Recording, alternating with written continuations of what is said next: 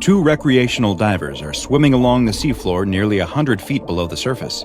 This husband and wife duo are no strangers to scuba diving, and they move effortlessly through the water as they marvel at the various fish and plant life that normally remain unseen by humans. The woman taps her husband on the shoulder and points in the direction of a forest of kelp before starting to swim towards it. The man is about to follow when he sees something out of the corner of his eye. He stops and turns to get a better look. A few dozen meters away is a group of people.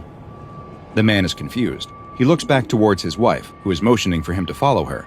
He raises a single finger as if to say, "I'll be with you in a minute," and starts to swim in the direction of the strange crowd of people standing on the seafloor. He still can't make out exactly what he's looking at. A light current is causing silt to kick up and hang in the air, obscuring his view. As he gets closer, though, everything becomes clear. It really is a group of people, standing perfectly still, 30 meters underwater. But they aren't living people, of course. They are statues. The man can see now that these are statues of children. They are standing in a circle, facing outwards, and each one is holding hands with the statues next to them, forming an unbroken ring. He swims closer to get a better look. The statues are covered in algae and other plant life.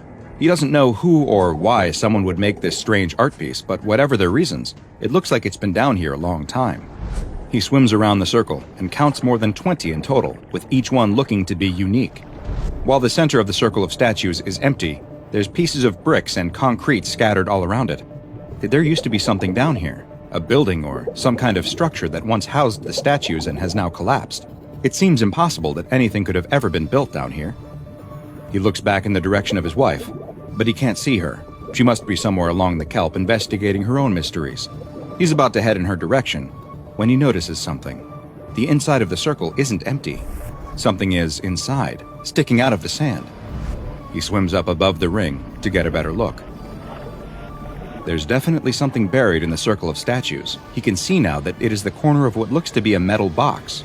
He swims down closer to the box and reaches a hand out towards it when he suddenly stops and looks up. The woman swims out of the dense kelp forest carrying a brightly colored shell. She can't wait to show her husband how beautiful it is. She looks around, but there's no sign of him. She looks in the direction that he swam and spots the same strange group of people that he did. As she swims towards them, she also quickly realizes that these are just statues. Very odd ones, but statues nonetheless. She also notices the rubble that surrounds them. The broken chunks of concrete, bricks, some bones. Wait, bones? That's when she spots something else lying on the ocean floor just outside the ring of statues. It's her husband's scuba tank, with his shattered mask resting on top.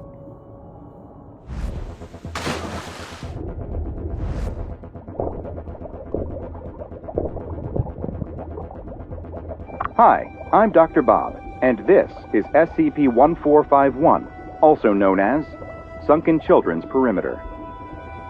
SCP-1451 is the designation that has been given to an anomalous set of metal statues that possess very strange and deadly properties. The 26 statues, each of which is unique and have been given the designations SCP-1451-1 through 26, all resemble human children and range in height from 1.32 to 1.43 meters. They are located within an ocean inlet on the seafloor and are arranged in a circle facing outwards, with each holding hands with the ones next to it, forming an unbroken ring.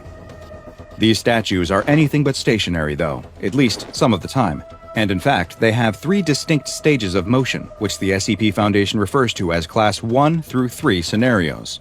The first, a Class 1 scenario, is the designation given when no movement is detected at all. This is the state that the statues appear to spend the majority of their time in. The designation will change to Class 2 when some slight movement of the statues is detected.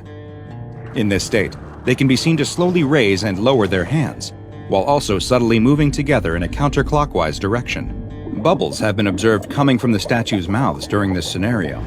SCP-1451 will be seen to behave this way when a large object comes near it, and it will often mean that the statues are preparing to transition into a Class 3 scenario. A Class 3 scenario will be triggered when a solid object that weighs more than 40 grams enters the center of the circle. When the object, whether it be a living one or not, enters this activation area, the statues will fully animate and turn their attention on the object with only one purpose: to destroy it. When the statues enter a Class 3 scenario, they exhibit incredible strength and agility. They appear to possess at least a rudimentary form of intelligence as well. as they have been seen utilizing teamwork and advanced tactics. Once the statues have been activated, they are relentless in the pursuit of their targets, stopping at nothing to neutralize them. Should you manage to make it out of the activation area, the statues will still continue to give chase, and in one case, they followed a target over a kilometer before finally overtaking it. Once they get their hands on a target, death and destruction are all but assured. They will rip and tear anything that enters their circle apart, be it man or machine, with their metallic hands. Once they have eliminated the object, the statues will then return to their Class 1 scenario position. Attempts to intercept the statues as they return to their activation area will lead to what the Foundation has dubbed the Class 3.5 scenario, during which they will destroy anyone or anything that tries to intervene or prevent them from reaching their destination. While SCP-1451 might seem to be one of the simpler anomalies in the SCP Foundation database, there may just be more to this story than first meets the eye. And in fact, the Sunken Children's Perimeter may not even be the first anomaly that was contained here. Those with Foundation Overseer level clearance have access to some rather interesting documents that help to fill in just what SCP-1451 might really be, and more importantly, what they're protecting. The documents include a manifest of the materials that were initially recovered from the area where SCP-1451 was discovered. These materials included roughly 20 kilograms of bricks, 4,000 kilograms of containment-grade concrete, the type normally used in SCP Foundation sites, and most interesting of all, a damaged Scranton box. For those unaware, Scranton boxes were the precursors to Dr. Scranton's much better-known reality anchors. These powerful devices are used to contain reality warping anomalies and prevent them from bending the fabric of our universe to their whims. Dr. Scranton's initial research into the technology produced an early version that was used in the containment of anomalies, though we now know that the technology was flawed and could lead to failures in containment. In the case of SCP-1451, a document was partially recovered from the Scranton box that alludes to just such a failure. In this instance, a powerful Euclid-class reality warper was being held at Area 56, a location that the Foundation has no record of ever having existed. The corrupted file seems to suggest that the reality warping SCP's primary anomalous attribute was that things it believed to be real would become real. If it misconceived reality in any way, its anomalous abilities would force that misconception to become actual reality. For example, after the anomalous entity referred to an agent assigned to its containment as a child, the agent was at risk of undergoing various physical and mental changes to truly become a child.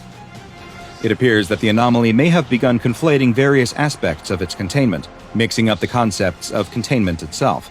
The metal of its cage, the concrete of its cell, the child agent involved with its containment, the SCP Foundation itself, they all became entangled within the reality warping anomaly's mind and appear to have been jumbled together in such a way that led to the creation of SCP-1451, a group of metal children who are eternally on guard and destroy anything that tries to breach their perimeter. Just what happened to Area 56, the personnel who were stationed there, or the powerful reality warping anomaly they contained, continues to be a mystery. SCP-1451 has been classified as Euclid and is considered to be effectively contained at its current location. A sphere of wire mesh netting has been erected around it in order to ensure that no objects enter its activation area, but in the event that an object does manage to enter the circle, the statues are to be remotely monitored, and no attempts whatsoever are to be made to try and rescue the person or object that triggered the Class 3 scenario.